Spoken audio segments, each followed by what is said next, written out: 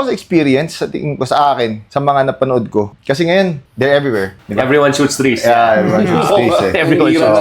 natin ngayon. Nung era dati, meron ka isang player sa isang team, isang player sa isang team. Or dalawang isa player lang. for the whole tournament, di ba? So, sa akin, si Kuya Lionel Cruz at saka si Kuya Mark Santamaria. Lionel Cruz, 95 siya, Boy Sai. I think 95 or 90. kabatch nila Kuya. 94, sorry, 94. 94. So, Kuya Lionel, Kuya Rocky Runez, Oo. Kuya Mike, the late Mike Parado. Actually, Kuya Mike Parado, shooter din yun. Kaliwete. Pati yun, Kuya George, Aglubat. Yun yung batch nila. Pero pag dun sa time namin, kasi during that time, si Kuya Lionel, siya yung may step back eh. Hindi pa kilalang step back dati. Step back 3 yan, step back 3. Kilala siya sa step back 3. Grabe, Step back handles. Oo. So Yung parang crossover basically si Lionel Cruz is off the ball. No. On and off, ano yan? pwede Point catch guard and siya shoot. eh. Catch and shoot. Tapos lefty. So, Lefty rin. Tapos kung titignan mo, parang hindi siya basketball player. Pogi siya na, alam mo yun. Tapos kung maglakad, hindi naman parang basketball player. hindi